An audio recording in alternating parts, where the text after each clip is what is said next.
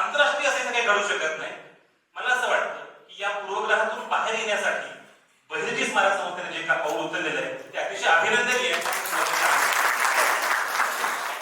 मराठवाड्यामध्ये आणि एका छोट्या गावामध्ये असं होऊ शकतं का? तर नक्कीच होऊ शकतं. हीच तर ग्लोबल विलेजचं सौंदर्य आहे असं मला वाटतं.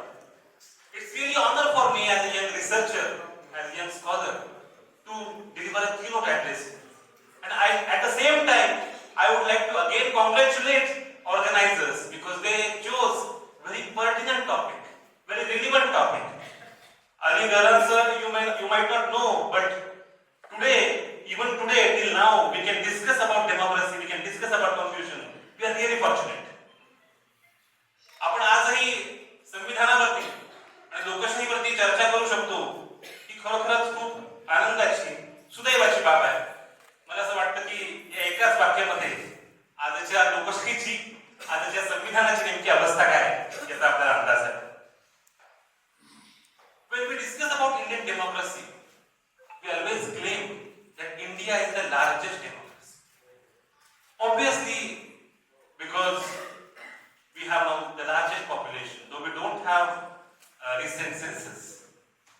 ताजी जनगणना झालेली नाहीये, जात जनगणना तर नंतरची गोष्ट आहे, ज्याच्याविषयी आमच्या विवेक चव्हाण सरांनी आग्रही मांडणी केलेली आहे, ती तर फार नंतरची गोष्ट आहे. पण जनगणना झालेली नाही, पण अंदाज असं सांगतो की आपण चीनला सुद्धा मागे टाकलेलं आहे आणि त्याच्यामुळे आपण सध्या जगातली सगळ्यात मोठी लोकसंख्येचा देश आहोत. तेव्हा आपण लार्जेस्ट डेमोक्रेसी आहोत अशा प्रकारचा आपला दावा आहे on the basis of population. Our Prime Minister, Honorable Prime Minister, called this democracy as mother of democracy. We must have heard these words, we are mother of democracy. Recently, this Indian Council of Historical Research in 2022, they released a book, India, the Mother of Democracy.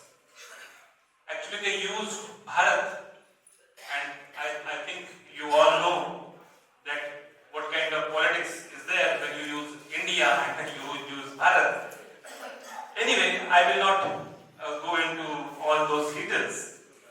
But this book is an attempt to showcase the democratic ethos ingrained in India since the dawn of civilization. सभ्यतेची सुरुवात झाली, सिव्हिलायझेशनची सुरुवात झाली ती त्याच्या पहाटेपासून, त्याच्या सुरुवातीपासून, त्याच्या उगमापासून भारतामध्येच लोकशाही आहे आणि इथूनच इतरांनी ती उचलबारीने घेतली अशा प्रकारचा दावा, अशा प्रकारचा ज्याला म्हणतात की युक्तिवाद या पुस्तकामधून केले. एका बाजूला आपल्याला कल्पना आहे की एक असा दावा नेहमी होत असतो, तो काही अंशी खरा पण आहे, की पाश्चात्य सगळ्या याच्याकडनं आपण उचलबारीने बऱ्याच गोष्टी घेतल्या, म्हणजे democracy, human rights, constitution, all this is derivative of Western discourse. That is also not true. But at the same time, everything is originated from this soil only. That this is also very exaggeration.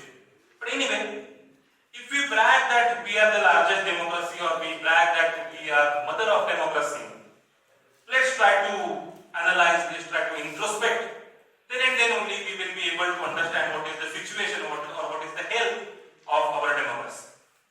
And I would like to put three evidences before you. The first evidence is India's ranking in the Economist Intelligence Unit, EIU. Democratic Index has fallen sharply between 2016 and 2020. In 2023, the organization classified India as a flawed democracy. 2023 साली या economic intelligence युनिटनं असं म्हटलं, आपण flawed democracy आहोत. Flawed मराठीमध्ये सदोष लोकशाही किंवा आणखीन काय म्हणता येईल मला माहिती नाही, पण इंग्रजीमध्ये असं म्हटलेलं आहे की flawed democracy. Liberal democracy index BDEM ranked 104th. I mean, this is the rank of India in 2024, below countries like Kuwait and Nigeria. This actually sparked debate about the index relevance for India, and it actually noted that India is one of the autocracies. Bharat he democracy नाही, इथे लोकशाही नाही, इथे autocracy आहे, अधिकारशाही आहे. लोकशाहीकडनं आपण अधिकारशाहीकडे चाललेलो आहोत अशा प्रकारचं वक्तव्य मी नाही केलेलं. लिबरल डेमोक्रेसी इंडेक्स घेतलं. आणि तिसरं international idea. It shows that India, with varying scores across dimensions like representation, 73rd out of 173, political rights, 112th out of 173, rule of law, 76th out of 173, and participation, 99 out of 173. Now, the simple rebuttal to this statistics is, this is all international conspiracy, you know. सातत्याने हे जेव्हा आकडे सांगितले जातात, अशा प्रकारचे अहवाल उद्धृत केले जातात, तेव्हा एक नेहमीचं उत्तर हे असतं की हे आंतरराष्ट्रीय षडयंत्र. But we all are researchers, professors, teachers, students. I think if we believe in this, that would be intellectual bankruptcy. बौद्धिक किंवा वैचारिक दिवाळखोरी ज्याला म्हणता येईल असं होईल. आणि त्याच्यामुळे हे जे आकडे सांगतात हे वेगवेगळ्या संस्थांचे आहेत, ते स्वच्छपणे असं सांगतात. एका बाजूला आपण मदर ऑफ डेमोक्रेसी म्हणतोय, एका बाजूला आपण स्वतःला असं म्हणतोय की आम्ही जगाची सर्वात मोठी लोकशाही आहोत. पण प्रत्यक्षात आकडे, प्रत्यक्षात अहवाल तसं सांगत नाही. आणि जर ते तसं सांगत असतील तर मला असं वाटतं की आपण पुन्हा एकदा लोकशाहीविषयी गंभीरपणे आत्मपरीक्षण करण्याची गरज आहे. म्हणजे थोडक्यात सांगायचं तर आता आपले माननीय कुलगुरू जे म्हणाले त्यांच्या नावाप्रमाणे भारतीय लोकशाहीचं चित्र नाही, म्हणजे चित्र मनोहर नाही. हे चित्र जे आहे ते दुःखदायक, वेदनादायी अशा प्रकारचं आहे. आणि त्यांनीच आता म्हटलं त्याप्रमाणे चर्चासत्रांचा उद्देश अखेरीस काहीतरी त्यातनं निष्पन्न होणं, ज्याला म्हणता येईल की वाद, संवाद, प्रतिवाद आणि त्यातनं काहीतरी सिंथेसिस होणं, हे जर असेल तर मला असं वाटतं की याच्याकडे खूप गांभीर्याने पाहायला पाहिजे. कारण it's not just about democracy, it's about our constitution, it's about the soul of this nation. We always talk about, whenever we talk about democracy, we talk about the definition by Abraham Lincoln, which is very easy definition: by the people, for the people, of the people. And sometimes it is said that by people, B-U-I, of the people, O-double-F. You know? So, this is very simple definition, but very meaningful definition. How to understand the idea of democracy. Dr. B.R. Ambedkar defined democracy as a form and a method of government whereby revolutionary changes in the economic and social life of the people are brought about without bloodshed. लोकांच्या आयुष्यामध्ये अशा प्रकारचे त्यांच्या सामाजिक आणि आर्थिक आयुष्यामध्ये क्रांतिकारी बदल घडवून आणण्याची क्षमता असलेली राजकीय व्यवस्था म्हणजे लोकशाही. त्याच्यामध्ये हिंसा नाही, त्याच्यामध्ये कुठलाही रक्तपात नाही, अशा प्रकारची लोकशाही. आणि म्हणून very eminent scholar Granville Austin said that Indian constitution is a social document. You would say what's the big deal? Yes, Indian constitution is a legal document, but when he says social document, he is trying to emphasize the revolutionary potential of Indian constitution. त्यामुळे भारतीय संविधान हा सामाजिक दस्तावेज आहे. सामाजिक दस्तावेजाचा अर्थ असा की आपल्याला एक प्रकारे सामाजिक क्रांती करण्याची, समाजामध्ये बदल घडवून आणण्याची क्षमता ही या संविधानामध्ये आहे, ही या लोकशाहीमध्ये आहे. But then the question remains, where is our republic? Where are the people in our republic? What kind of procedures are followed? What norms are set up? How institutions are running? What about the four pillars of democracy? Legislature, executive, judiciary, and press. What is the situation? And here I would like to start this with a very famous book by political scientist Yogendra Yadav, who wrote a book in 2020, Making Sense of Indian Democracy. प्रसिद्ध राजकीय विश्लेषक योगेंद्र यादव यांनी 2020 मध्ये एक पुस्तक लिहिलं. त्या पुस्तकाचं नाव आहे making sense of Indian democracy. आणि या पुस्तकामध्ये त्यांनी एक महत्त्वाची संकल्पना वापरली. त्याचं म्हणाले, this is republic 2.0. We all know about Windows 10, Windows 11. Honorable Vice Chancellor was talking about technology and innovation. Whenever we talk about AI, ChatGPT version 3.0, 4.0, whatever the versions are. Similarly, he is talking about this is the new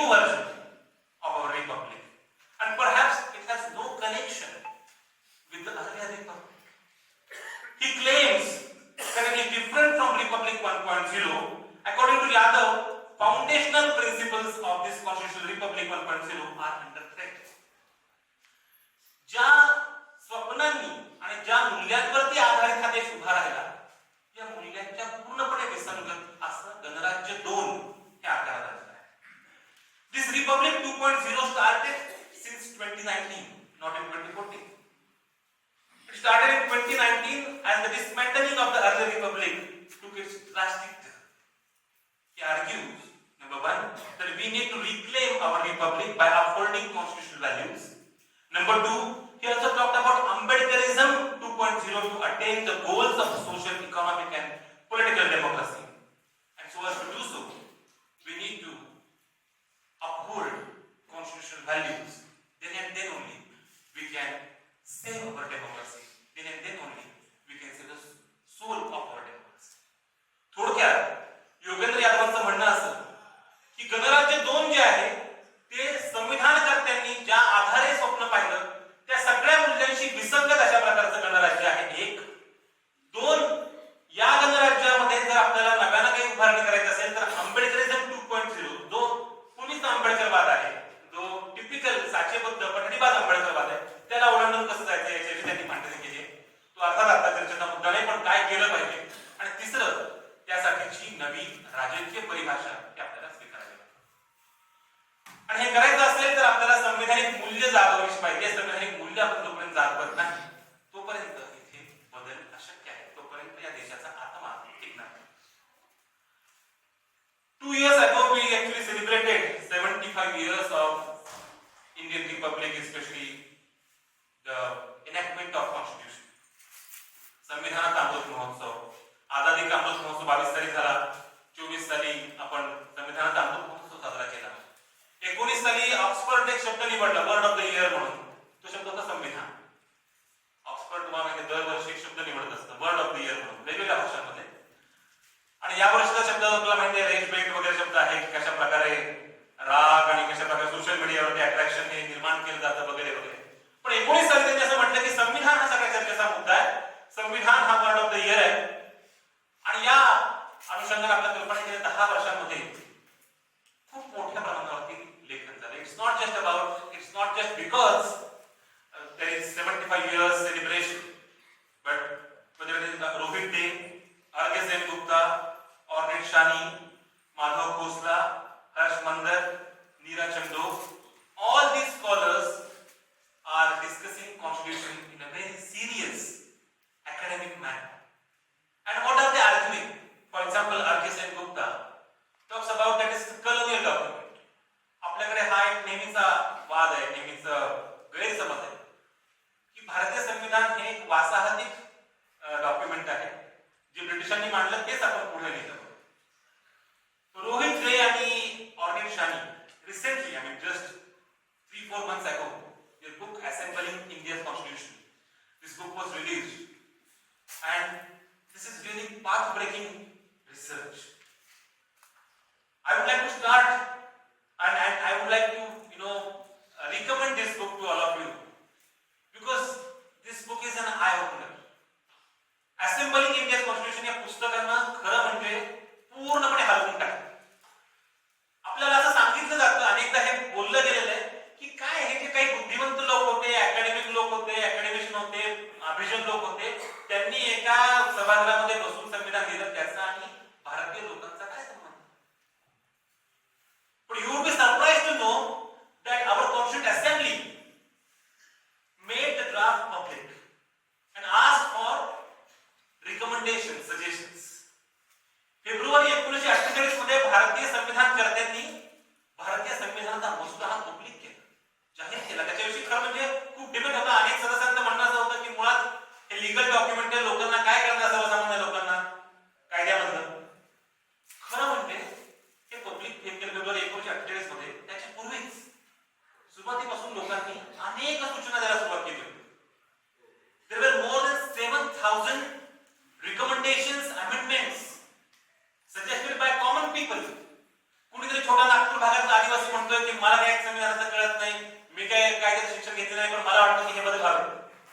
कुणीतरी आसामच्या चहा मळ्यातला एखादा कामगार सांगतोय की मला वाटतं संविधानामध्ये अमुक गोष्टी असल्या पाहिजेत, मायनॉरिटीज करता हे असलं पाहिजे. या लोकांनी फक्त हे सुचवलं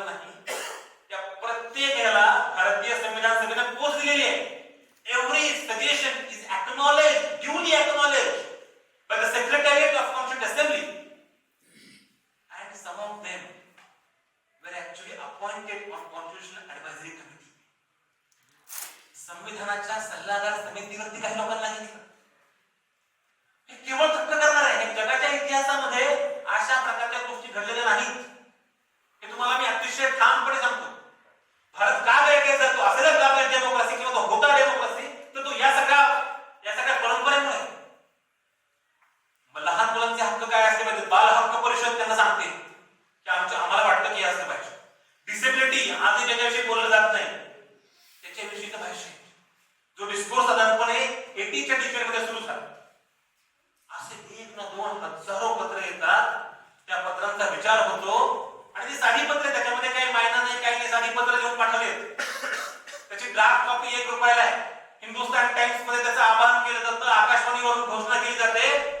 Jaskar sir, I was very amazed when I read all these details. What kind of archive is this? And we missed this. And we said that this is foreign document, this is alien document. No, not at all.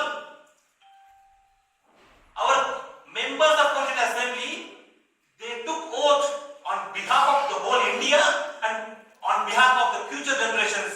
We all. मला असं वाटतं आपल्या संविधान कर्त्यांनी जी शपथ घेतली, ती शपथ फक्त त्यावेळेच्या भारताच्या वतीने नव्हे, तर तुमच्या माझ्या वतीने सुद्धा घेतली, नव्या भविष्यातल्या लोकांच्या वतीने सुद्धा घेतली. म्हणजे स्त्रियांना मतदानाचा हक्क मिळावा याच्याकरता तेव्हाच लढाई सुरू झाली 1940च्या दशकामध्ये.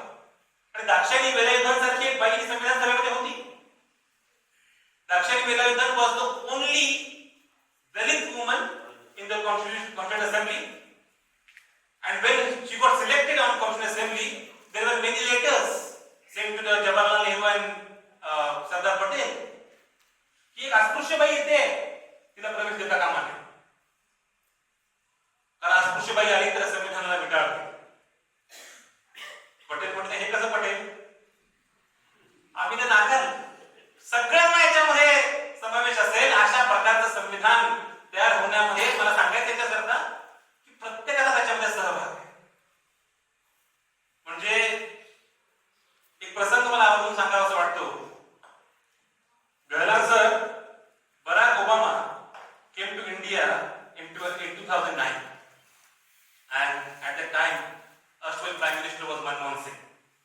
So Manmohan Singh was very cultured person, well educated person. He used to read. So Obama gifted him a book. ओबामाने त्यांना एक पुस्तक भेट दिलं. तर स्वाभाविकपणे मनमोहन सिंग हे सुशिक्षित आणि सुसंस्कृत पंतप्रधान असल्यामुळे ते वाचन करत असत. It was written on that book from the oldest democracy to the largest democracy. जगातल्या सगळ्यात जुन्या लोकशाहीकडून जगाच्या सगळ्यात मोठ्या लोकशाहीला संप्रेम भेट. जुनी लोकशाही America got independence in 1776. We know about Thomas Jefferson and all those things. And largest democracy, India. So last year Sitaram Yechuri passed away. He was part of the government. He was present there. He said, Mr. Obama, you are neither oldest nor largest. तुम्ही जुनी लोकशाही पण नाही आहात आणि मोठी लोकशाही पण नाही आहात. आता ओबामा सुद्धा म्हणजे आताच्या अध्यक्षांसारखं नाही. He is also well read person. Then how can you say that? Say like this. Yechuri said, you got independence in 1776, but you implemented universal adult suffrage in 1964. India got independence, we enacted constitution, and everybody was able to vote. We adopted universal adult franchise. सार्वत्रिक प्रौढ मताधिकाराने स्वीकारला, प्रत्येकाला मतदानाचा अधिकार दिला. ही भारताची यशाची गाथा आहे. आम्ही हे पहिल्यापासून निवडलं की इथला सर्वसामान्य माणूस जो आहे त्याला सुद्धा मतदान करता येऊ शकतं. You be surprised to know, गावकोसा बाहेरचा माणूस सुद्धा, मग तो कुणी असेल, तो शेड्यूल कास्ट असेल, शेड्यूल ट्राइब असेल, पण त्याला सुद्धा मतदानाचा अधिकार मिळाला. स्त्रियांना मतदानाचा अधिकार देताच कामा नये अशी भूमिका अनेक ठिकाणी होती. आपल्याकडे स्त्रियांनी नावं सांगितली नाहीत. म्हणजे पहिल्या मतदार यादीमध्ये तर चक्क सर मामा जाधव यांची बहीण, जास्कर सरांची पत्नी असे उल्लेख आहेत, पण मतदानाचा अधिकार दिलाय. मतदानाच्या यादीमध्ये सगळ्यांचं नाव असावं म्हणून त्यावेळेस प्रयत्न केले गेले. So our electoral roll should be all inclusive. That was the attempt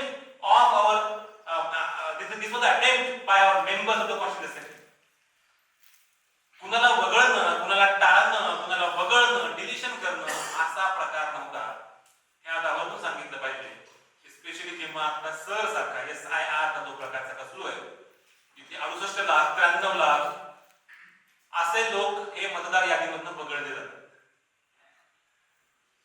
you would say what's big deal, स्त्रियांना पण मतदानाचा अधिकार दिला, ह्यात काय मोठी गोष्ट आहे. तुम्ही युरोप आणि अमेरिकेचा इतिहास पाहिला तर तुमच्या लक्षात येईल तिथे स्त्रियांना मतदानाच्या अधिकाराकरता भांडा पाहिजे. सफ्राजेट मुवमेंट जी आहे किंवा फेमिनिझमची पहिली वेव्ह जी आहे ती पहिली शक्यता की आम्हाला पॉलिटिकल राईट्स मिळाले पाहिजेत, आम्हाला लिगल राईट्स मिळाले पाहिजेत, आणि ते जर राईट्स नसतील तर आम्ही माणूस म्हणून, आम्ही नागरिक म्हणून कुठे आहोत सगळ्यात. Then there were conditions that you should be graduate, you should have your own house.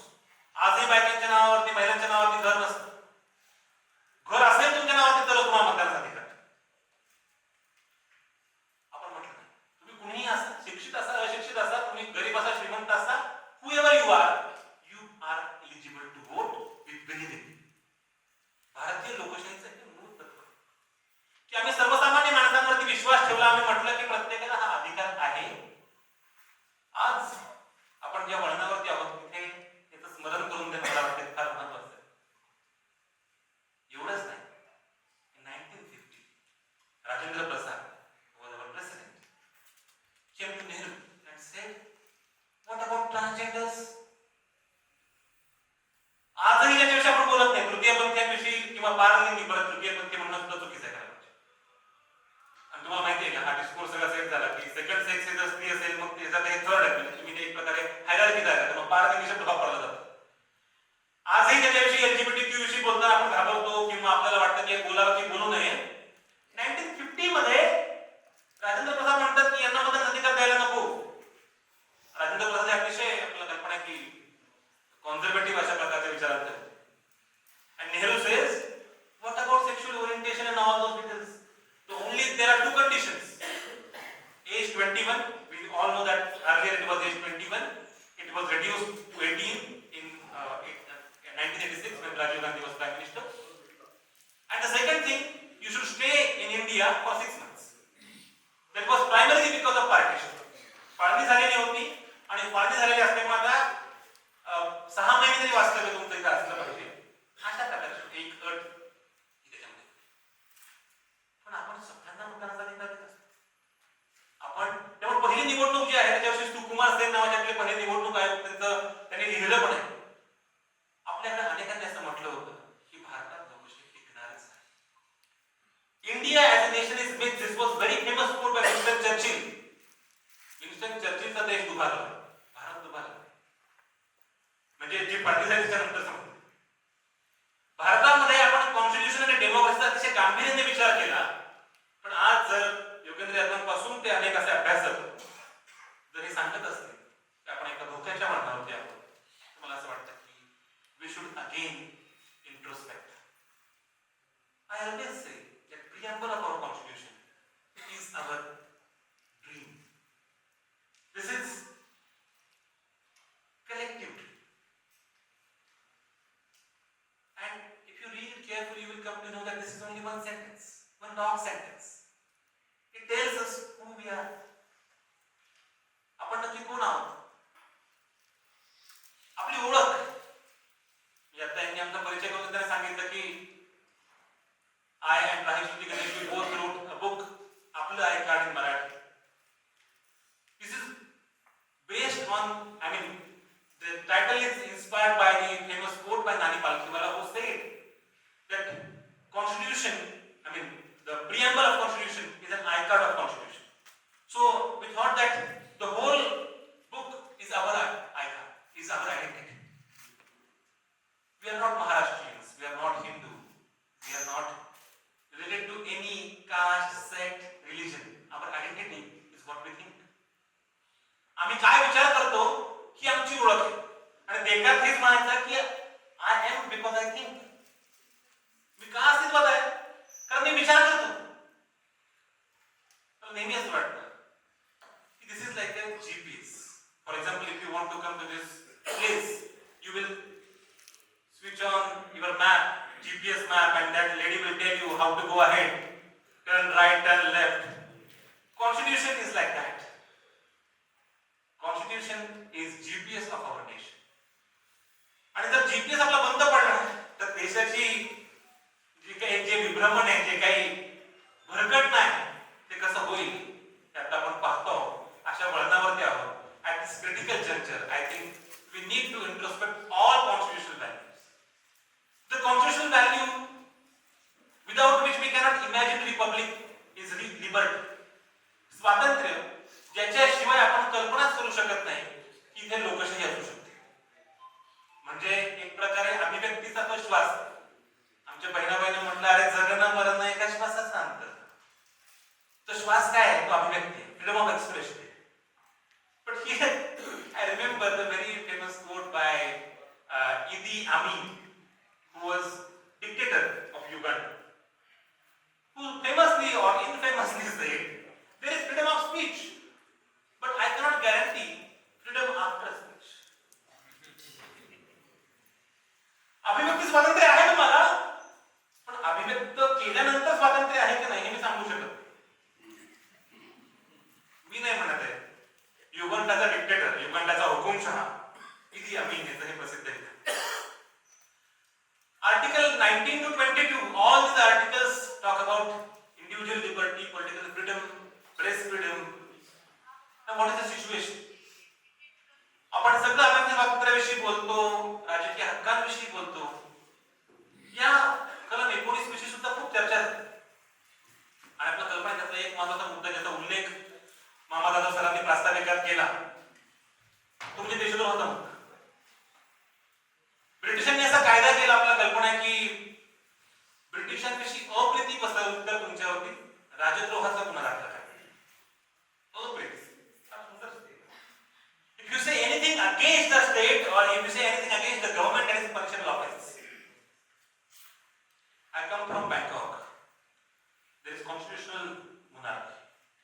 And in the Thai constitution, there is Article 112, which says that if you say anything against the king or his royal family, that is punishable offense. राजाच्या किंवा राजाच्या फॅमिलीविषयी जर तुम्ही कुटुंबाविषयी काही बोलला, राजघराण्याविषयी, तर तो देशद्रोह असेल. आपल्याला कल्पना आहे अशा प्रकारचा खटला 1908 साली टिळकांवरती झालेला होता. आणि टिळकांसाठी कोण लढलं आपल्याला कल्पना आहे? मोहम्मद अली जिना, who fought for freedom. And what was the line of argument? He translated his Marathi articles in English and said that he is not against Britishers. मराठीतले आपल्याला लेख इंग्रजीत अनुवादित केले आणि सांगितलं की ब्रिटनची गरज काय नाही. अशाच प्रकारचा सेम चार्ज गांधींवरती 1922 मध्ये येतो. गांधींना म्हटलं होतं की तुम्ही देशद्रोही आहात कारण तुम्ही ब्रिटिशांच्या विरोधात आहात. हा प्रसंग गांधी सिनेमामध्ये सुद्धा आहे. आणि गांधी सिनेमा पाहण्यापूर्वी सुद्धा गांधी लोकांना माहिती होते. या सिनेमामध्ये तो प्रसंग जो आहे, प्रसंगामध्ये गांधी असं म्हणतात, तुमच्याच विरोधात. गांधी स्वतः लढतात त्याच्यात. गांधींसाठी कुणी वेगळा वकील नाही का? हो, तुमच्याच विरोधामध्ये तुमच्या भल्या करताय. हा तो गांधींचा स्पॅक आहे. It's completely different. He says that I am against you for the benefit of you. तुमच्याच भल्या करता, तुमच्याच फायद्या करता. कसं? कारण जो शोषक आहे तो सुद्धा ही व्यवस्थेचा बळी असतो. शोषित तर असतो, कारण तो शोषण होत असतं, पण शोषक सुद्धाही असतो. अशा प्रकारची भूमिका ही स्वातंत्र्यपूर्व काळामध्ये, वासाहतिक काळामध्ये गांधी म्हणतात. संविधान सभेमध्ये अशा प्रकारची चर्चा जेव्हा सुरू होते तेव्हा के.एम. मुन्शी सारखा माणूस म्हणतो, we should not have such kind of provision. आपल्याकडे सेडिशन असता कामा नये. आणि इनिशियली काय आता सुद्धा भारतीय संविधानामध्ये कलम 19 मध्ये सेडिशन हा शब्द नाही. अनफॉर्च्युनेटली 60s मधल्या एका केसमध्ये हा शब्द घुसटण्यात आला आणि मग नंतर इंडियन पिनल कोड मध्ये तो कायमस्वरूपी राहिला. आणि त्याचा सगळ्यात मोठा धोका किंवा सगळ्यात मोठा गैरवापर हा किती सुरू आहे हे वेगवेगळं सांगण्याची गरज आहे. Because if you say anything against the nation, so there is very blur line, a very thin line between the nation and government. जेव्हा राष्ट्र आणि सरकार याच्यामध्ये सीमारेषा धूसर होत जाते आणि मी म्हणजेच राष्ट्र अशा प्रकारची भूमिका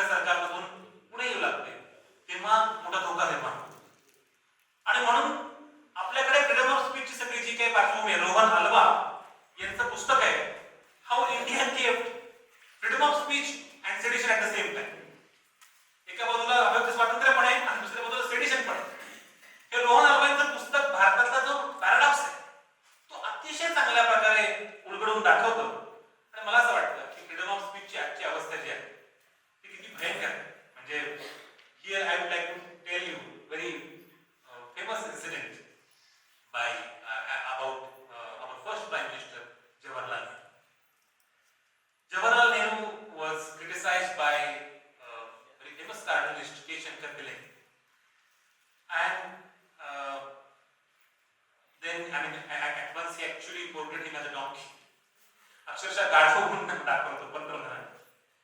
You would imagine what kind of reaction would be there of any prime minister. Nehru said, would you pray for a coffee with the donkey? गाढवासोबत कॉफी प्यायला आवडेल का? नेहरूंनी त्यांच्यावरती UAPA लावला नाही, नॅशनल सिक्युरिटी ऍक्ट लावला नाही, त्यांना तुरुंगात धाडलं नाही, इन्कम टॅक्सची नोटीस त्यांना आली नाही. डिसेंट काय असतं ही सगळी जी परंपरा आहे, परंपरा त्याच्यात नाही. पण आज दुर्दैवानं लिबर्टीची अवस्था अशी झाली की if you say anything against the government or any particular person it is considered as a sedition. किंवा हा जो अनलॉफुल ऍक्ट जो आहे UAPA त्याचा, आणि तो काय केवळ आता या सरकारनं आणला असेल तर तो पूर्वीपासूनच होता आणि तो चुकीचा आहे, तो अत्यंत चुकीच्या प्रकारे त्याचा वापर झालेला आहे. आणि आज मला असं वाटतं की आपल्याला हा कायदा रद्द व्हावा किंवा या कायद्याचा गैरवापर होऊ नये याकरता लढण्याची गरज आहे. The second value is equality. But equality is not arithmetic equality. We talk about equity. Equity आणि equality मध्ये फरक आहे किंवा सोशल जस्टिस मध्ये पण फरक आहे. आपण अनेकदा असं म्हणतो की सगळ्यांना रिसोर्सेस समान वाटले म्हणजे इक्वालिटी आहे. But that's not the case. There is something called as affirmative action. Article 15 and 16 they say that there is positive discrimination. सकारात्मक भेदभाव. पण आज सकारात्मक भेदभावाला इतक्या विचित्र प्रकारे परसीव्ह केलं जातं, इतक्या विचित्र प्रकारे त्याची मांडणी होते. We all know that there is 103rd amendment, आणि ती जी अमेंडमेंट आहे त्याच्याविषयी खूप मोठा डिबेट झाला. 10% reservation based on economic status. आणि ही जी इकॉनॉमिक स्टेटस मध्ये म्हटलं की 10% त्याला हे दिलं पाहिजे. लोकांचं म्हणणं असं असतं की त्यात प्रॉब्लेम काय? आपल्याला कल्पना आहे की our former president Ramnath Kovind he was not allowed to enter the temple. I think Jagannath temple. I'm not wrong. Why? जो मनुष्य देशाचा राष्ट्रपती आहे त्याला मंदिरामध्ये प्रवेश नाही. कशामुळे? त्याच्याकडे काय पैसे कमी आहेत, त्यांचं राजकीय स्थान कमी आहे? जर भेदभावाचं मूळ हे सामाजिक असेल तर उत्तर हे आर्थिक असू शकत नाही. आणि आता तर ज्या प्रकारची अवस्था सगळी सुरू झाली, डॉमिनंट कास्ट ज्या प्रकारे असर्शन सुरू झाले, in a way reservation for all means reservation for nine. आणि दुसऱ्या बाजूला कास्ट सेन्सस होत नाही. म्हणजे ज्या प्रकारचा विचार आपल्या संविधानकर्त्यांनी मांडला होता त्याच्या अगदी विपरीत अशा सगळ्या गोष्टी सुरू होतात. म्हणजे article 14 to article 18 all these articles deal with the value of equality. And here I would like to tell you a very interesting incident from the Constituent Assembly.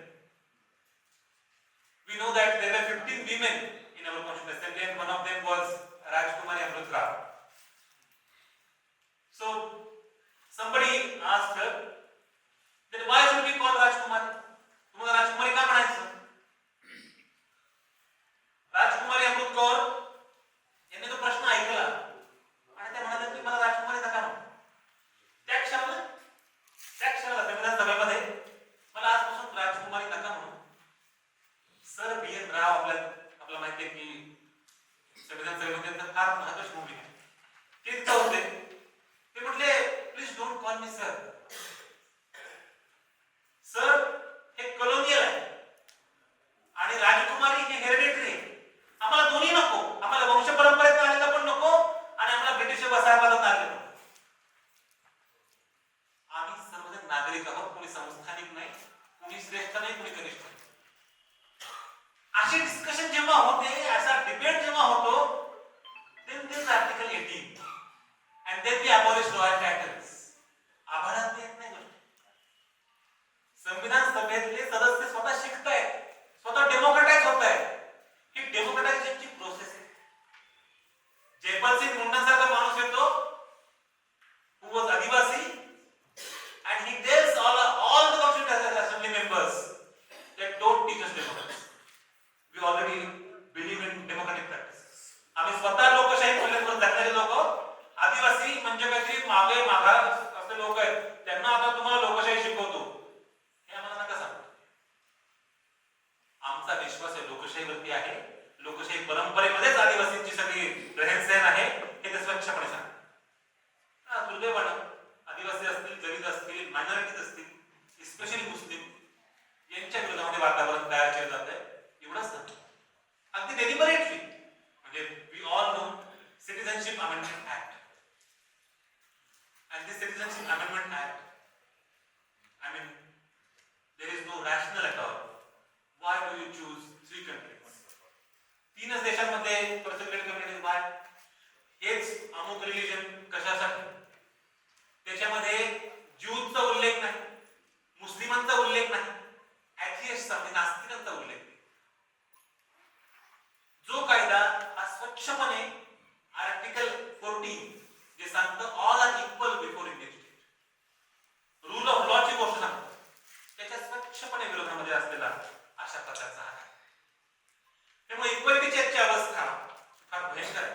एका बाजूला आपण सगळीकडे म्हणत राहतो की ऑल आर इक्वल, पण प्रत्यक्षामध्ये what kind of caste polarisation, what kind of religious polarisation we face is really unprecedented. याचा अर्थ ते पूर्वी नव्हतं आणि आता सुरू झालं असं कोणीच म्हणत नाही. पण आज जे आहे ते अनप्रेसिडेंटेड आहे, अभूतपूर्व आहे, हे कोणीही नाकारत. The third value is fraternity. Fraternity, the word itself is very patriarchal. Vandana madam would agree with me. We don't use brotherhood or we don't use such words. We use sisterhood. भगिनी भावाचा शब्द प्रयोग स्त्रीवाद्यांनी शोधून काढला. मग म्हटलं LGBTQ आले काय करायचं, म्हणून आम्ही आमच्या पुस्तकामध्ये शब्द वापरलाय सहभाव, म्हणजे जेंडर न्यूट्रल. हा जो सहभाव आहे, हा सहभाव कसा आला संविधानात? ही जी परंपरा आहे, जे म्हटलं गेलं हे आदर म्हणून, ते तर बुद्धाच्या मेत्ता या सगळ्या तत्वज्ञान, ज्याचा अर्थ तो मैत्री. त्याच्याशिवाय ही मूल्य जाऊ शकत नाही. Doctor Ambedkar said that during French Revolution we emphasized the value of liberty at the cost of equality. During Russian Revolution we assured the value of equality at the cost of liberty. The real challenge before Indian state is the coexistence of liberty and equality, which cannot be divorced from fraternity.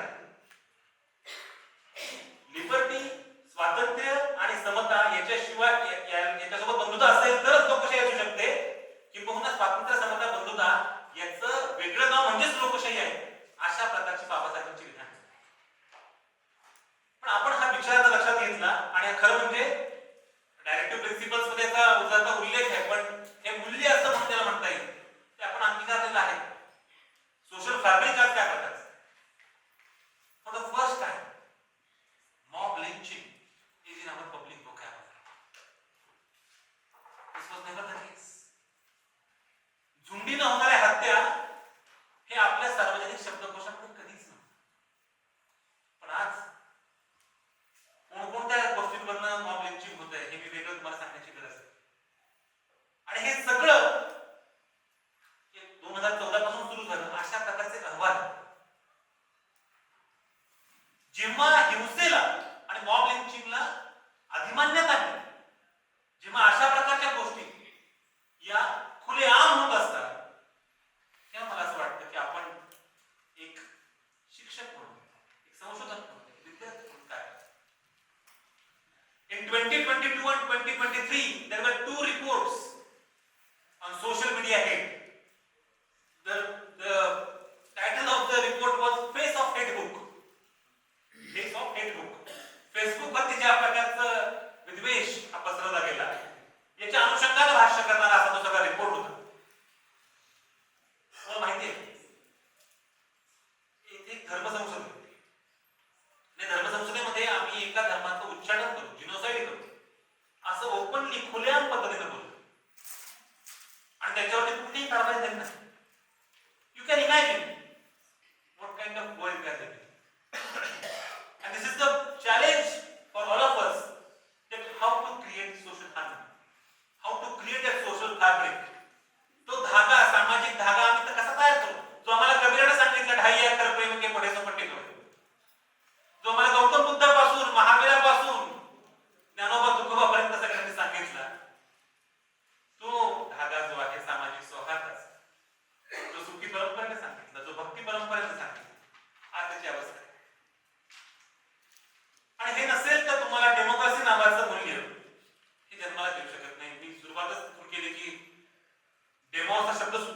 people हेतूनच आहे. You cannot imagine republic without people. You cannot imagine democracy without people. आणि जर या सगळ्या प्रक्रियेमधनं जर तुम्हाला वगळलं जात असेल, so democracy is basically about decisions, collective decision making process. It's about dialogue. It's about dissent. But if there is no dialogue at all, then what kind of democracy we are imagining?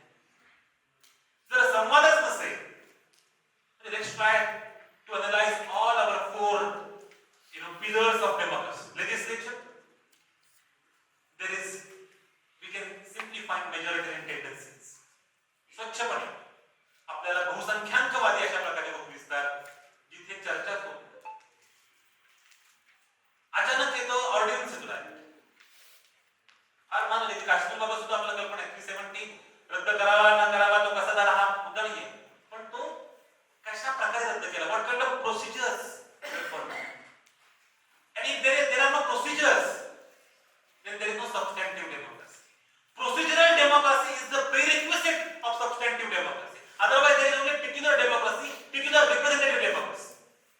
जर मौलिक लोकशाही निर्माण करायची असेल तर तुम्हाला प्रक्रिया follow कराव्या लागतात. ड्यू प्रोसिजर शब्द प्रयोग करायचा संविधानामध्ये का प्रोसिजर इस्टॅब्लिश बाय लॉ याच्यावरती खलबत झाली. आणि आपण म्हटलं की हो प्रोसिजर इस्टॅब्लिश बाय लॉ हा शब्द प्रयोग आम्ही करायचा. का करायचा? When we say procedure established by law, we emphasize legislation. When we say due procedure, we emphasize judiciary. मी म्हटलं नाही, लोकांनी निवडून दिलेलं मंडळ आहे म्हणून त्याला अधिक अधिकार असले पाहिजे.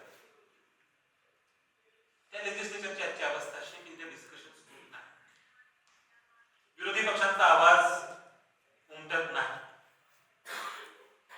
विरोधी पक्ष नेते अनेकदा नेमले जात नाहीत विधानसभांमध्ये. ही लेजिस्लेचरची अवस्था. एक्झिक्युटिव्ह हा पूर्णपणे त्याच्या अधीन झालेला आहे, त्यामध्ये त्याला कुठलाही से नाही, कुठल्याही प्रकारचा विचार. Judicial, we all know that during emergency the phrase was used, committed judicial. Committed judicial ही जी पूर्णपणे राज्य संस्थेला वाहिलेली, त्यांच्या अधीन झालेली अशा प्रकारची ज्युडिशियल. आजची अवस्था काय?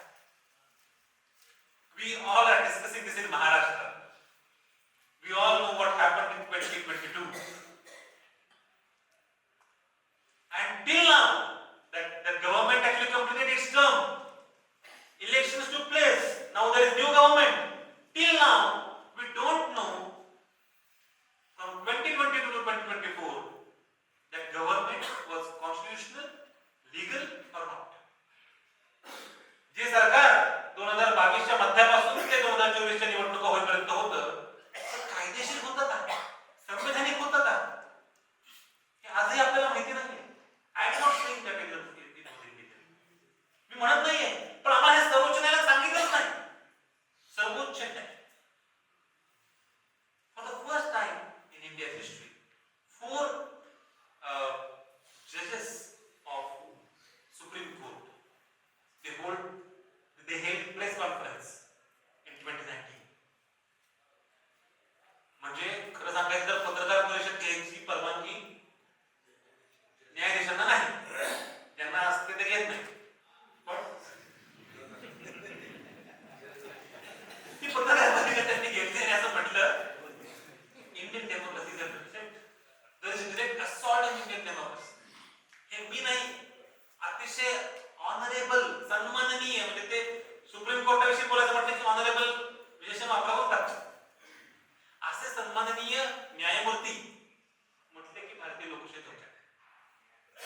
किती असे कायदे सांगायचे, किती असे खटले सांगायचे की ज्याच्यामध्ये निर्णयच होतो.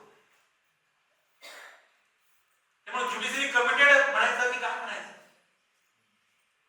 असं म्हटलं जातं. आणि हे पुन्हा काही अभ्यासकांनी टीका केली की judiciary is extended branch of legislation. Branch म्हणजे शाखा, मराठीमध्ये बरोबर.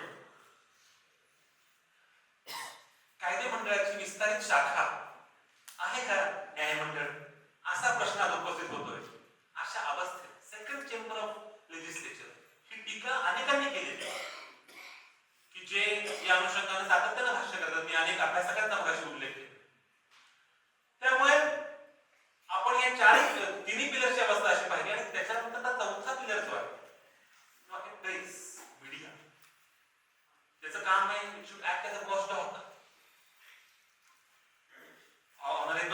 Vice Chancellor was speaking about employment.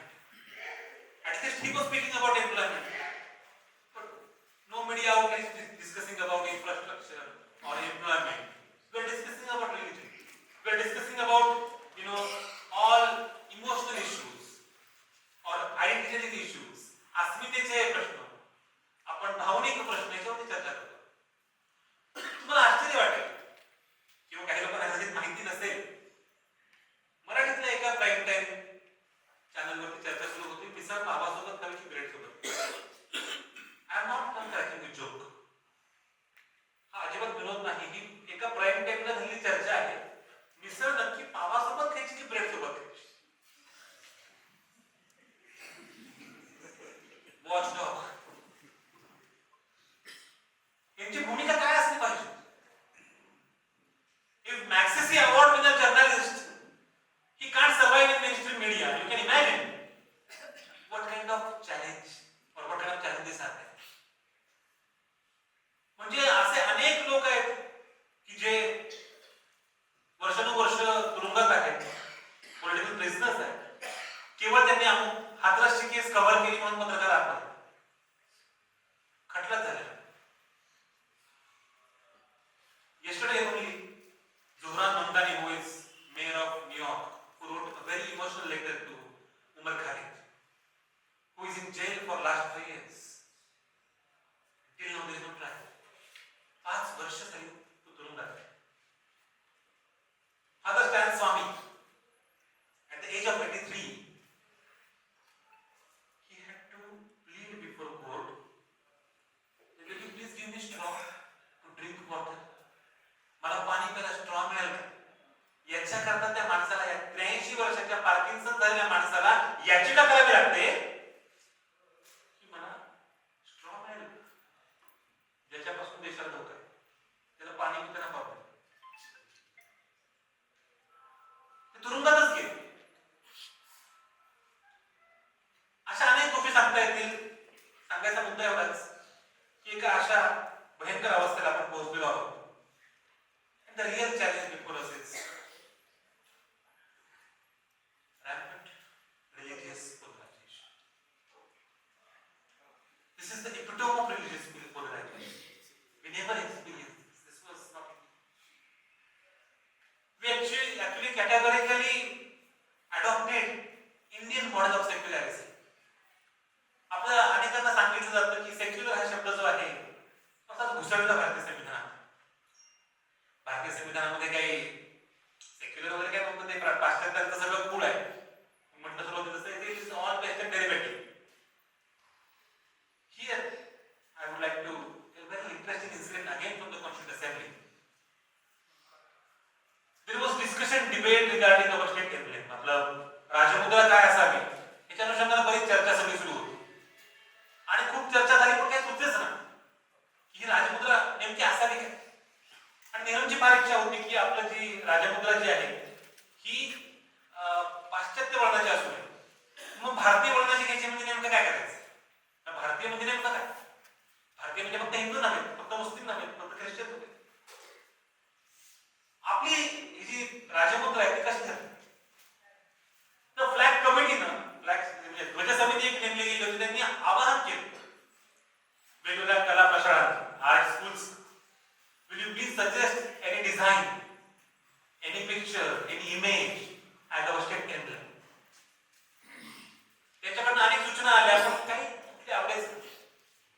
आत्ताची आपली राजमुद्रा जी आहे ती कुणी ठरवली आपल्याला कल्पना आहे? ती ठरवली सुरैया तय्यबची.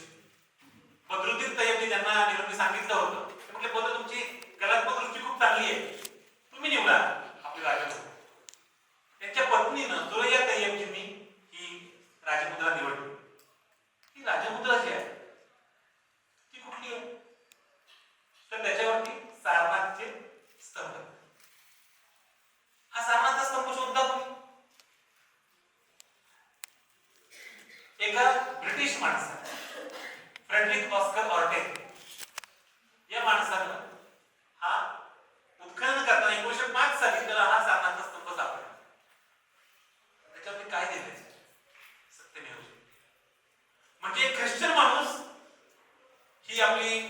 उत्खनन करतो, त्याच्यामध्ये इतिहास समोर बौद्ध, तो निवडते एक मुस्लिम बाई, त्याच्यावरती दिलं होतं मुंडक उपनिषदातलं सत्यमेव जयते.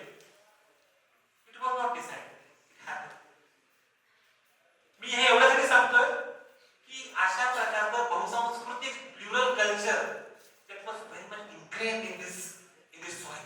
हा इतिहास आहे की गंगा जमनी त्यांची बी पहिल्यापासून आहे, पण केवळ हा इन्सिडेंट म्हणजे आमचं सेक्युलर मॉडेल होतं. सेक्युलर हा शब्द असा घुसटला, याला हे उत्तर नाही. सेक्युलर हा शब्द निवडताना आपण फार गंभीर चर्चा केली. तो शब्द 1976 ला 42व्या घटना दुरुस्तीने प्रिएम्बल मध्ये आला, ही गोष्ट खरी. It was very much part of Article 25, which says about freedom of conscience. It doesn't say freedom of religion, it says freedom of conscience. What is the meaning of conscience? I know what is right, what is wrong, what is good, what is bad. मला चांगलं वाईटाची पारख करता येते. मी अमुक व्यक्तीचा धर्म स्वीकारला पाहिजे, पालकांचा धर्म स्वीकारला पाहिजे, याच्यातला भाग नाही. मी हवा तो धर्म स्वीकारू शकतो. हे पहिल्यापासूनच 1949 संविधान लागू झालं तेव्हापासूनच आहे. तेव्हा आम्ही सेक्युलर पहिल्यापासून होतो. Just imagine that I am staying at a place for say 20-25 years and then my secretary of my society says that why there is no name plate, and then I put my name plate there. So Mama Dada comes to me and says, oh, you are coming here since last Sunday. तुम्ही मागच्या रविवारी आला किती राहिले का? तर name plate लावली. Name plate आम्ही याद करतो, आम्ही पण पहिल्यापासून सेक्युलर होतो. हा पहिला.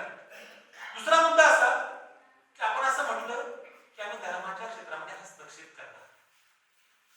If you carefully look, analyze the Western model which was given by David After, that there is strict wall of separation between religion and state. रिलिजनच्या क्षेत्रामध्ये, धर्माच्या क्षेत्रामध्ये राज्यसंस्था हस्तक्षेप करणार नाही आणि राज्यसंस्थेच्या क्षेत्रामध्ये धर्म हस्तक्षेप करणार. मेरे अंगणे में तुम्हारा क्या काम है, असं आमचं सोपं पाश्चात्य म्हणून. आम्ही म्हटलं नाही, आमचं तुमच्या अंगणात पण काम आहे. काय काम? For example, we abolish untouchability. Article 17. Untouchability ही वेगवेगळ्या धर्मांमध्ये आहे, फक्त हिंदू धर्मात नाही, शिखांमध्ये पण आहे, मुस्लिमांमध्ये पण आहे. आम्ही म्हटलं की नाही झालं. धर्माच्या क्षेत्रामध्ये आम्ही संविधान जेव्हा आलं असतं तेव्हा हस्तक्षेप केलेला आहे. आर्टिकल 29-30 आम्ही म्हटलं की त्याला स्पेशल प्रोव्हिजन्स फॉर मायनॉरिटीज. म्हटलं बघा, मायनॉरिटीचं तुमचं सगळं ऑफिस, त्यांचे लाड, त्यांचं लांबोलच्या. You should understand. we wanted, we actually imagine secular democracy, not majoritarian democracy. Democracy is not just about numbers. आमच्याकडे मेजॉरिटी झालं असं नाही. लोकशाही ही सगळ्या मूल्यांनी बनली. मी नेहमी हे उदाहरण देतो की अशी कल्पना करा की एका ट्रेन मधनं 4 पुरुष चाललेले आहेत आणि त्यातला पहिला पुरुष त्याला सिगरेट ओढायची, तो चेन स्मोकर. दुसरा जो आहे तो कधी कधी सिगरेट ओढतो.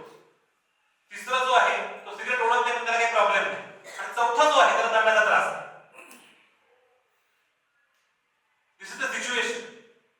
The first is chain smoker, second occasionally smokes, third he doesn't smoke but he has no problem, the fourth has respiratory disease. In this situation, if you ask that first person should he smoke or not, what would be the result? 3 versus 1. 75% बहुमताने मी हा निर्णय घेतला की त्याने cigarette ओढली पाहिजे. लोकशाही. पण त्या 50% बहुमतामध्ये जर चौथ्या माणसाचा जीव गेला, will you call that decision as a democratic decision? So democracy is not about numbers. उद्या कोणी म्हणाले मॉब लिंचिंग सुद्धा डेमोक्रॅटिक असेल का? बहुसंख्य लोकांना वाटतं की या माणसाचा खून करावा. That is mobocracy. If you don't want to become mobocracy, we have to uphold the constitutional values to save the soul of democracy.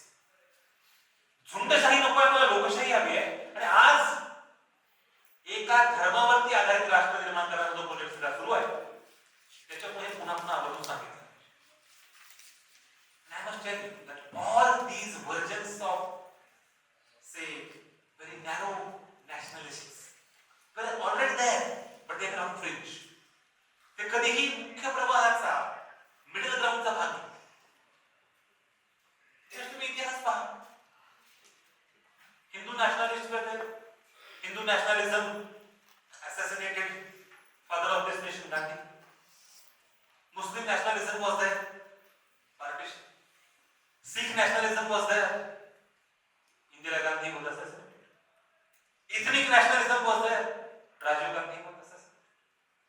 Fascist nationalism was there, Dabhalkar, Pansare, Kalburgi, Govindan Kesh, all were assassinated. या प्रकारचे सगळे संकुचित राष्ट्रवाद धर्माच्या, वंशाच्या, जातीच्या आधारावरती होतेच, पण ते मुख्य प्रवाहात नव्हते. ते मुख्य प्रवाहाचा मिडलचा कधीच भाग नव्हते.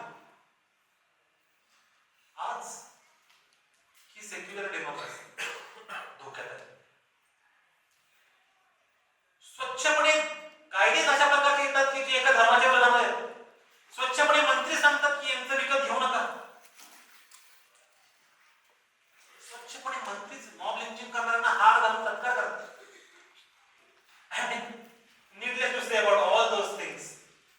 मला असं वाटतं की अशा प्रकारचे असंख्य गोष्टी आहेत की त्या सध्या घडत आहेत आणि सगळ्यात महत्वाची जर कुठली गोष्ट असेल तर ती म्हणजे आपण अशा कारणावर येतो की आपण जे आपले सोशलिस्ट आयडियल्स आहेत ते आपण पूर्णपणे विसरून गेलो.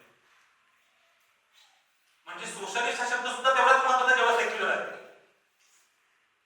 पण सोशलिस्ट म्हणजे खरं म्हणजे आर्टिकल 39 मध्ये स्वच्छपणे म्हटलेलं आहे there should not be concentration of wealth. संपत्तीचं केंद्रीकरण होऊ नये. आणि याच्याकरता एम रॉय पासून आंबेडकरांपासून ते नेहरूंपर्यंत प्रत्येक जण वेगवेगळ्या परिभाषेमध्ये त्यांचा विचार काही एकसारखा नाही. त्याच्यामध्ये अनेक मतभेद आहेत. पण तरी सुद्धा बाय अँड लार्ज ढोबळ मनाने ते सांगतायत की अल्टिमेटली स्टेटच्या हातामध्ये सगळं असलं पाहिजे. लोक काही मुठभरांच्या हातामध्ये ही व्यवस्था जाता कामा नये. पण आज ज्या प्रकारचं ऑलिगार्चिकल स्ट्रक्चर ज्याला म्हणतो आपण, अल्पजनशाही, अल्पजनसत्ता या तयार झालेली आहे. आणि हे न कळणारे बहुसंख्य अडाणी लोक आज तिथं आहेत. त्यामुळे मला असं वाटतं की हा सगळ्यात मोठा धोका आहे की जिथे एका अर्थानं कॉर्पोरेट पूर्णपणे तुमची व्यवस्था चालते. कोण हा देश चालवतो? आपण निवडून दिले प्रतिनिधी चालवतात हा आपला भ्रम आहे. म्हणजे आता मागच्या धरणामध्ये आपण प्रेम सोहळा पाहिलेला काय प्रकारचा नेक्सस हे पॉलिटिशियन्स आणि इंडस्ट्रियलिस्ट मध्ये. याचा अर्थ इंडस्ट्रियलिस्ट आणि पॉलिटिशियनचं संबंध असतो ते असणारच आहे. पण त्याला जेव्हा तुम्ही पूर्णपणे शरण जाता तेव्हा ज्या अवस्थेला आपण all during COVID times, everybody has financial pressure. But there was only one industrialist whose wealth was multiplied. म्हणजे प्रचंड वाढली, अक्षरशः गुणाकारातच वाढली. एकच उद्योग. मी कोणाचेच नाव इथे घेतले प्रश्न नाही. पण सांगायचा मुद्दा असा की जेव्हा क्रायसिस आहे तेव्हा सुद्धा अशा प्रकारची गोष्ट होत असेल आपण नक्की आहोत. ऍट द सेम टाइम सामान्य जनता ऑक्सिजन मिळत नाही, बेड मिळत नाही, रेमडेसिवीर मिळत नाही. पहिल्यांदा कुणी टेस्ट केलं? NIV, national institute of virology. कुणी स्थापन केली? नेहरू. त्याच्यानंतर काय केलं इतक्या वर्षात? आजही त्या प्रकारचे इन्फ्रास्ट्रक्चर नाही. आजही सर्वसामान्यांना परवडेल अशी शिक्षण व्यवस्था नाही, आरोग्य व्यवस्था. Honorable Vice Chancellor spoke about National Education Policy in 2020. I don't know what it is till now. Initially we talked about universalization of education. आता काय झालं? शिक्षणाचं सार्वत्रिकीकरण करण्यासाठी महात्मा फुलेंनी 1882 ला हंटर कमिशन समोर हा प्रस्ताव मांडला की सर्वांना समान आणि मोफत शिक्षण असलं पाहिजे. स्वातंत्र्याच्या 65 वर्ष अगोदर, स्वातंत्र्याच्या 65 वर्षानंतर राईट टू एज्युकेशन ऍक्ट 2009 ला. आणि आता आम्ही काय म्हणतो? Merger school. म्हणजे काय करायचं? स्कूल मर्जर करायचं म्हणजे काय करायचं? जो खेड्यापाड्यातला सर्वसामान्य माणूस आहे, जो विद्यार्थी, त्याला शिकणं शक्य आहे, मग त्याला प्रायव्हेट करायचं. 2014 to 2025 89,000 schools were closed. 89,000 शाळा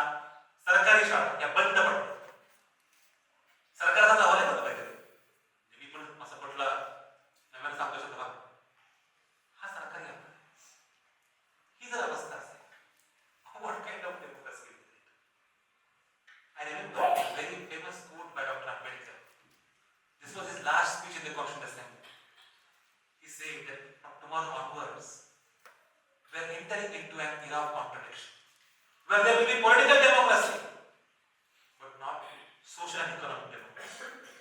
One person, one vote is equal to one value. They are adopting this formula. But what about social and economic democracy?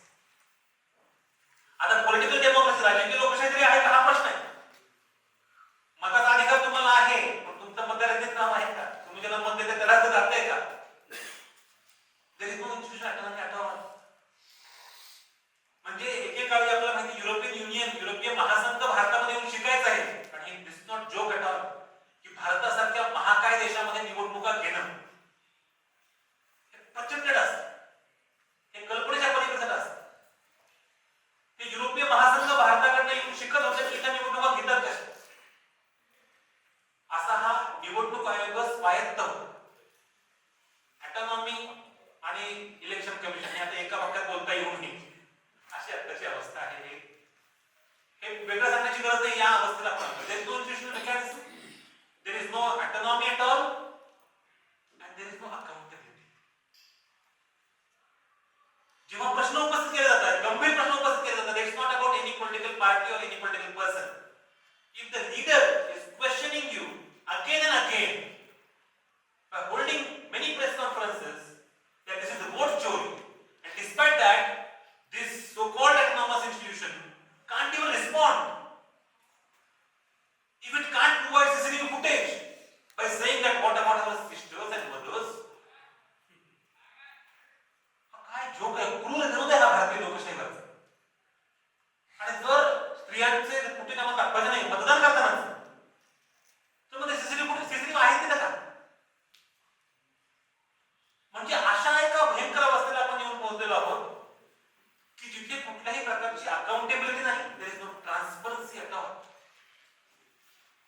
And media as rightly said by veteran journalist Ramesh Kumar, this is गोदीबी, की जो पूर्णपणे यांच्या अधीन केलेला आहे.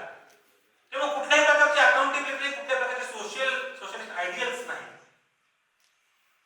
सगळ्यात महत्वाची गोष्ट ज्याच्याविषयी बाबासाहेब असं म्हणाले होते की संविधान शेवटी काय देईल तर काय नाही देईल, पण सगळ्यात महत्वाची गोष्ट कुठली असते मोरॅलिटी, कॉन्स्टिट्यूशनल मोरॅलिटी, संवैधानिक नैतिकता. आणि ती संवैधानिक नैतिकता जर नसेल तर मला वाटतं की हा देश टिकू शकतो. ते असं म्हणाले होते की संविधान कितीही चांगलं असेल पण शेवटी राबवणारे लोक कोण आहेत? संविधान चांगलं असेल पण ते राबवणारे लोक जर वाईट असेल तर त्याचा काहीच उपयोग नाही. की बहुना ते चांगले नसतील तर संविधान जाळणारा मी पहिला माणूस असेल. इतकं टोकाचं विधान बाबासाहेबांनी केलं. ही कॉन्स्टिट्यूशनल मोरॅलिटी. मोरॅलिटी ही खूप सापेक्ष गोष्ट आहे. जे मला मोरल वाटतं ते यांना इमोरल वाटू शकतं. पण कॉन्स्टिट्यूशन हा जर त्याला तुम्ही पॅरामीटर ठेवला, त्याच्या अनुषंगाने जर मोरॅलिटीचं तुम्ही, तर आज सर्वाधिक कॉन्स्टिट्यूशनली इमोरल जर वर्तन होत असेल मला असं वाटतं की इट्स अवर ड्युटी. म्हणजे एक फार प्रसिद्ध नाटक आहे मराठीमधलं अजित दळवींचं, डॉक्टर तुम्ही सुद्धा. डॉक्टर तुम्ही सुद्धा ह्या तुम्ही सुद्धा मध्ये जे आहे ना की डॉक्टर बाकीच्यांचं ठीक आहे हो, तुम्ही नाही करू शकत. You are not suppose to do this because you are doing some normal काहीतरी तुम्ही त्याला काहीतरी प्रतिष्ठा आहे, त्याला काहीतरी नैतिकता आहे, त्याला काहीतरी वजन आहे, त्याला काहीतरी मूल्य आहे. डॉक्टरांचा मला माहिती नाही त्याच्याविषयी मी काही बोलणार. शिक्षक म्हणून, प्राध्यापक म्हणून, संशोधक म्हणून, विद्यार्थी म्हणून, विद्यार्थी तुम्ही सुद्धा, शिक्षक तुम्ही सुद्धा, हा प्रश्न मला असं वाटतं की आपण, कारण आपण आहोत या प्रोफेशन मध्ये, आहोतच या फील्ड मध्ये, ज्याचं कामच आहे की समाजाला जागृत करणं, समाजामध्ये बदल करणं. म्हणजे नेहमी असं म्हटलं जातं की एखाद्या सिव्हिल इंजिनियरनं पूल बांधताना चूक केली तर भारतात काही लोक मरतील. डॉक्टरना पेशंट ट्रीट करताना एखादा दुसरा पेशंट जगावे, पण शिक्षकांना चूक केली तर अवघी पिढी संपून जाते, अवघी पिढी करतात. आणि ती जर नसेल पाहिजे तर मला असं वाटतं की ती जबाबदारी ही तुमच्या आणि माझ्या. त्या जबाबदारीपासून आपण पळ काढू शकत, तो आपला ऐतिहासिक अपराध आहे. आपला कल्पना आहे when there was drafting of constitution there was debate regarding to whom should be dedicated our constitution, and H.B. Kamath, who was one of the members of our Constitutional Assembly, who said that we should dedicate this constitution to God, and immediately Kumar Chaudhary, who was from Guwahati. Now we all know Guwahati very well. He said that, Mr. Kamath, we should not dedicate this constitution to God. Instead, we should dedicate this to goddess. Because we believe in Kamakhya Devi. Everybody started laughing. सगळेजण हसायला लागले. म्हणजे काय एकदम म्हणतो देवाला अर्पण करा, दुसरा म्हणतोय देवीला अर्पण करा. हे काय गंमत आहे? ते सगळं चर्चा सगळी सुरू झाली. राजेंद्र प्रसाद तो स्वतः कॉन्झर्वेटिव्ह आहे. तो म्हटला की कामात तुम्ही कशाला देवधर्म मानताय? तो स्वतः धार्मिक. अल्टिमेटली ते म्हटले नाही माझी इच्छा आहे की मतदान झालं पाहिजे. शिवपाल सक्सेना जे गांधी आहेत ते उभं राहिले. नाही हे संविधान आपण गांधींना अर्पण करायला. शेवटी सगळी चर्चा होऊन ती अमेंडमेंट जी आहे ती पटलावरती ठेवण्यात आली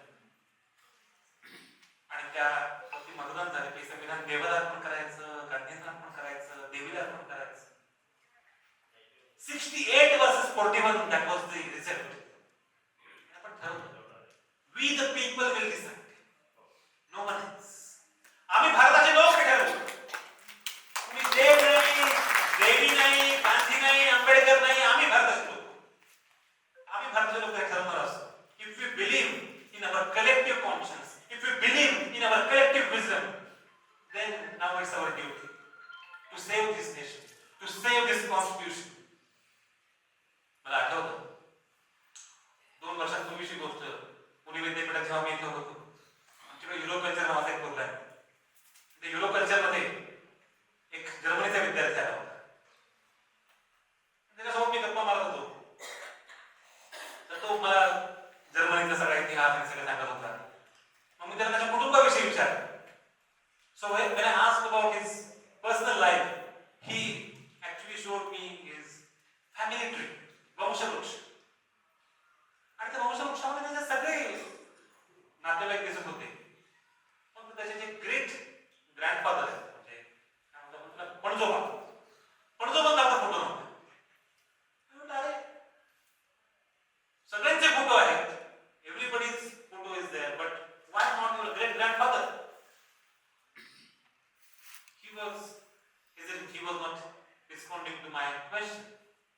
But when I insisted, he told me that his great grandfather was supporter of Hitler. माझ्या पणजोबाचा फोटो नाही कारण तो हिटलरचा समर्थक होता. In 2040, in 2050, there will be grandsons and granddaughters. तुमचे माझे कुठे असतात ना नातेवाईक ना पण तू नातू त्यांचे असाच एखादा वंशवृक्ष असेल तेव्हा तुमचा माझा